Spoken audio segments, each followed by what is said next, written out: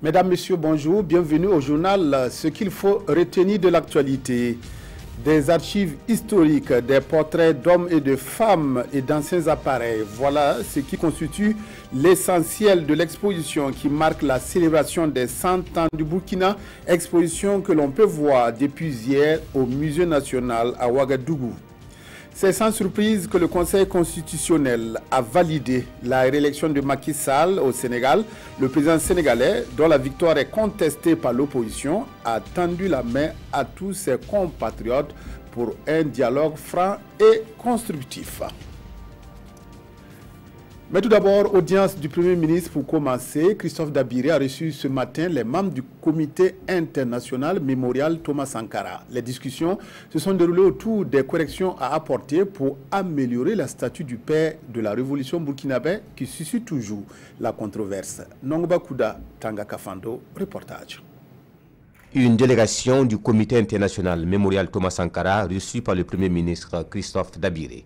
Conduite par le colonel-major Bernard Sanou, la délégation dit être venue prendre des conseils chez le chef du gouvernement pour le bon aboutissement du projet mémorial Thomas Sankara. Dans la mesure où il a pratiquement vécu toute cette période avec nous, donc ces conseils avisés pour effectivement la bonne conduite de notre projet que nous souhaitons va aboutir dans de très bonnes conditions. Revenant sur la polémique autour de la statue, le chef de la délégation n'a pas souhaité entrer dans les détails. Il dit avoir tout simplement pris note des observations et des remarques des Burkinabés et promet d'apporter les corrections qu'il faut pour que la statue reflète le héros, le père de la révolution burkinabé. Ouagadougou se prépare à faire face aux défis de l'urbanisation pour les prochaines décennies. Ouagadougou 2050 vive le quotidien à l'échelle du grand territoire. C'est autour de cette problématique que se tient cette rencontre qui veut contribuer à l'émergence des villes. Une émergence à travers l'élaboration des plans de planification et la meilleure gestion urbaine. Panwadrogo, Jean Zongo, Nathalie Savadogo. Ouagadougou 2050, vivre le quotidien à l'échelle du grand territoire. C'est ce thème qui réunit les acteurs du développement à Ouagadougou. Ensemble, ils mènent la réflexion, entre autres, sur comment améliorer le lien entre la ville de Ouagadougou et l'eau, c'est-à-dire les barrages, le désenclavement des quartiers nord de la ville, la résorption habitat spontané dans les quartiers non lotis. Ouaga, en 2050, il n'y aura pas de différence entre les communes environnantes et l'hyper-centre-ville de Ouagadougou. Ça va devenir un grand territoire. Comment, en tant que citadins, nous allons vivre à l'échelle de ce grand territoire? Comment nous allons nous comporter? Comment nous allons nous déplacer? Comment nous allons construire? Qu'est-ce que nous allons prévoir? Donc c'est aujourd'hui que nous devons le réfléchir. Ouagadougou en 2050, c'est environ 10 millions d'habitants selon le maire Bewende. Et pour le ministre Bonané, la principale qualité d'une ville, c'est la planification. Et la planification urbaine suppose des projets sur des années. Vous voyez aujourd'hui que nous avons beaucoup de difficultés dans la ville de Ouagadougou pour les questions de mobilité actuellement. Mais tout cela demande à être organisé. Il est attendu de cet atelier que des recommandations soient faites pour la mise en œuvre des outils de planification et de gestion urbaine. Une exposition retrace l'histoire du Burkina dans le cadre de la célébration du centenaire du pays. Elle se déroule depuis hier au Musée national.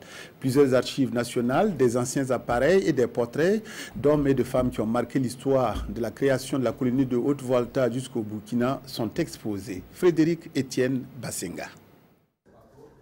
Siméon Sawadogo revisite l'histoire du Burkina Faso. À travers ces vestiges qui retracent des pans du passé burkinabé, comme ce micro utilisé pour la proclamation de l'indépendance par Maurice Yamiogo, le ministre d'État fait un voyage dans les périodes avant et après l'indépendance. Vous savez que la Haute-Volta a été créée le 1er mars 1919 et que cette année, le gouvernement a décidé de commémorer donc, ce centenaire-là. Il y a un certain nombre d'activités qui ont été prévues, notamment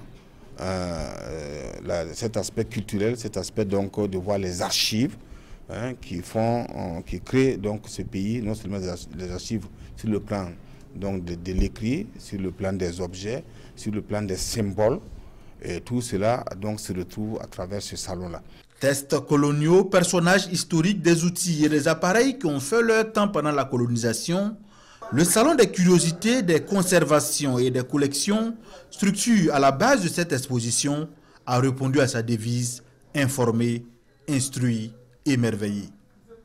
Nous nous sommes dit qu'à l'occasion de la commémoration du centenaire de notre pays, il était important de pouvoir exhumer toutes ces richesses. C'est peut-être pas le tout, ça ne peut pas être exhaustif, mais en tout cas tout ce qui pouvait être représentatif, qui allait illustrer le parcours de notre pays à travers des portraits de tous ces leaders qui se sont battus pour la reconstitution de la Haute-Volta et surtout aussi pour son indépendance en 1960. Le salon des curiosités, des conservations et des collections va étendre cette exposition à d'autres villes du Burkina Faso. Il va commencer à Bobo-Dioulasso, visitera Dédougou et finira par Tenkodogo dans le cadre du 11 décembre prochain. L'exécution du projet de mode éthique du Centre du commerce international passé en revue à Ouagadougou, dénommé projet Burkina et Mali, création d'emplois équitables et développement durable de micro-entreprises dans les chaînes de valeur liées au secteur lifestyle. Ce projet va développer le secteur de l'artisanat, une démarche qui devrait réduire la pression migratoire dans les deux pays. Oscar Soulama, Moumouni Soubega. Le projet Burkina Faso et Mali, création d'emplois équitables et de développement durable de micro-entreprises dans les chaînes de valeur liées au secteur du lifestyle est une initiative du projet de mode éthique du Centre du commerce international. Il intervient dans les deux pays depuis 2013 et la présente rencontre vise à faire le point de la phase 2 du projet qui couvre la période 2017-2021. Il s'agit d'un projet centré sur les ressources humaines et entrepreneuriales du Burkina Faso.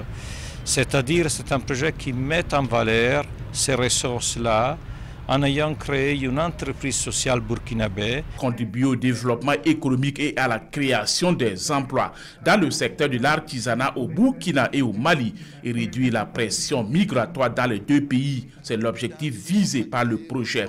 Un projet qui compte à son actif plus de 2000 bénéficiaires. C'est un projet qui vient agir sur un volet au niveau des grandes problématiques du secteur de l'artisanat, notamment les questions d'écoulement, les questions de marché. Donc ce projet permet de mettre en relation des artisans qui sont dans les domaines du textile avec les acteurs, les acheteurs professionnels sur le marché international. À cette rencontre, il est également question de présenter les perspectives du projet dans les domaines complémentaires de la filière textile, notamment la teinture et le cuir. Le projet Mode éthique du Centre du commerce international est financé par l'Union européenne. La société de transport Zakom Sotraco a officiellement lancé ses activités hier à Koudougou dans le Boulkiem. Des 10 bus vont désormais assurer le transport des habitants de la ville. Le ministre des Transports, Vincent Dabilgou, a donné le top départ des activités de la Sotraco. Jean-Ed Bayala, Estelle Judith Assogba.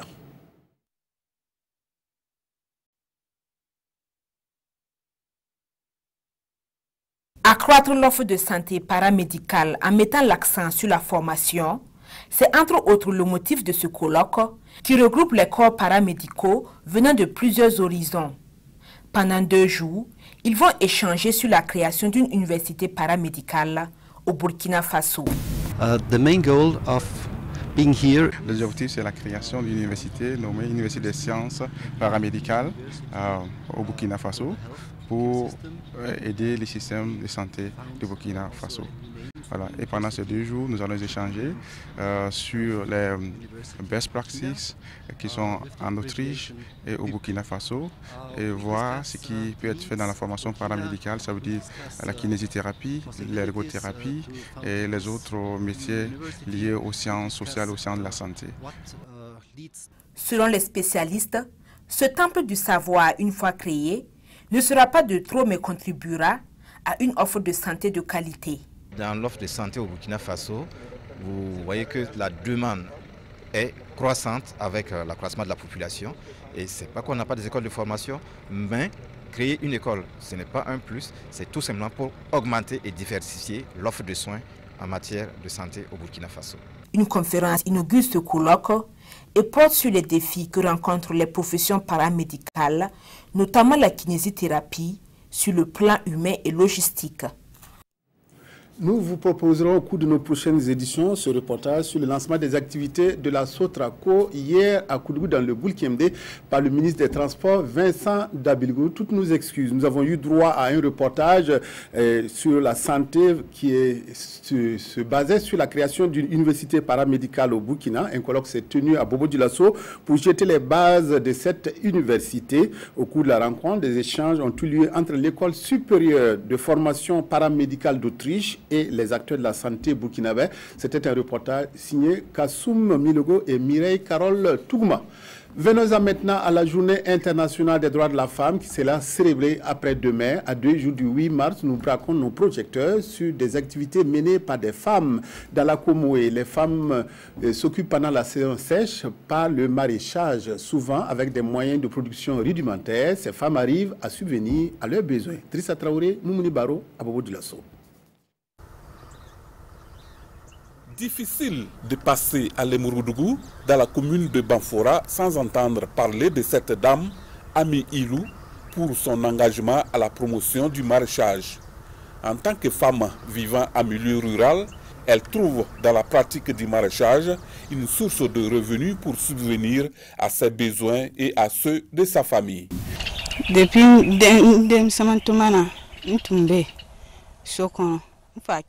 Depuis mon enfance, je suivais mon papa pour aller au jardin.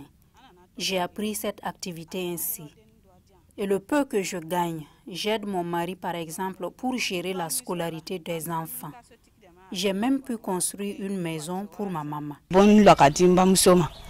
À l'autre bout de la commune de Banfora, le village de Kossara, une localité également réputée pour la pratique du maraîchage. Là aussi, les femmes sont très entreprenantes et surtout bien organisées. Nous nous entendons bien. Quand nous vendons nos produits, les recettes, nous mettons une partie à l'épargne. Le reste, nous achetons des intrants et si l'une d'entre nous a un problème, nous l'aidons. L'année dernière, le démarrage de l'activité était bien, mais par la suite, il y a eu un problème d'eau. Si une bonne volonté pouvait nous aider à avoir un puits. C'est dire donc que tout ne se passe pas sans difficulté. Des difficultés également partagées par la plupart des femmes qui pratiquent le maraîchage dans la localité. La grande difficulté, c'est le problème d'engrais. Nous souffrons beaucoup. En plus de ça, les produits ne s'achètent pas bien sur le marché. Sans la motopompe, c'est difficile de pratiquer le maraîchage. Sans la tuyauterie, c'est dur. Sans moyen de déplacement, c'est compliqué. Les contraintes sont certes nombreuses, mais Mme Palais a eu la chance de se former en la matière afin de mettre toutes les chances de son côté. J'ai eu l'opportunité d'aller faire une formation par le ministère de l'Agriculture et qui nous a interpellés pour faire dans le maraîchage, semences dans le maraîchage. Donc comme je suis productrice il y a longtemps, c'est une opportunité pour moi d'aller me former et approfondir mes connaissances et pouvoir former d'autres femmes dans ce cadre-là. Malgré les difficultés, le maraîchage est tout de même un espoir pour les femmes de la Comoé. Un appui à ces braves dames devrait leur permettre d'être plus actives dans la production maraîchère et d'être plus autonomes sur le plan économique. Le Conseil constitutionnel sénégalais a validé hier la réélection de Macky Sall à la présidentielle du 24 février dernier. Le président sortant, après les corrections du Conseil, recueille 58,26% des suffrages. Aussitôt confirmé à son poste, Macky Sall a appelé au dialogue pour la construction du pays. Le Conseil constitutionnel du Sénégal a validé mardi la réélection dès le premier tour du président Macky Sall, qui a aussitôt annoncé tendre la main à l'opposition. Je convie à ce dialogue républicain toutes les forces vives de la nation, sans exclusive. Dialogue auquel mes prédécesseurs, les présidents Abdou Diouf, et Abdoulaye Wade pourraient apporter leur contribution. Ces 4 adversaires avaient annoncé rejeter les résultats provisoires mais ont renoncé à les contester devant le Conseil constitutionnel. À 56 ans, Macky Sall repart pour un second mandat porté par son projet de développement du pays, le plan Sénégal émergent. Le Sénégal qui a connu 2 alternances en 2000 et en 2012 et aucun coup d'État fait figure de modèle démocratique en Afrique. Mais les campagnes électorales y sont souvent émaillées d'accusations de corruption, de désinformation et de violence. Des affrontements ont fait 2 morts le 11 février à Tambacounda, à 420 km à l'est de Dakar, entre partisans de Macky Sall et du candidat Issa Sall. Pour boucler cette édition, la revue de presse des quotidiens de ce mercredi avec Vincent Tiendrebeo. À la une de aujourd'hui au Faso, la grève générale illimitée des flics. Un nouveau coup de sang à la police nationale suite à l'appel d'un mouvement dénommé La Troupe. Mouvement jusque-là inconnu dont l'appel à la grève a été respecté depuis lundi sur tout le territoire, relate le journal, et soutenu par l'UNAPOL, le syndicat de la police nationale.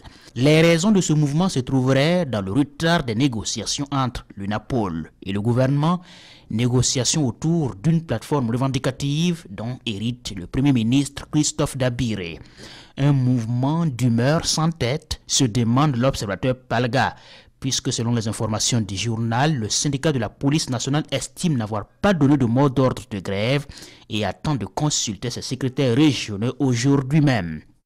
Le journal Le Pays relève la condamnation de l'État burkinabé par le Conseil d'État dans l'affaire de suspension du maire de Goursi par le Matédé. Kadidia Traoré reprend donc ses fonctions de maire de la commune. Deuxième victoire juridique qu'elle remporte contre la puissance publique depuis sa suspension. www.plainte.gov.bf, la plateforme pour les récriminations des usagers des services publics, peut-on lire dans Sidoaya, un portail ouvert par le département de la fonction publique pour recueillir et traiter les plaintes des citoyens.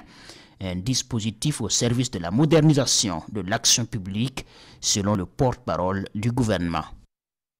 C'est tout pour cette édition de 13h sur la RTB. Merci de l'avoir suivi. Excellent après-midi.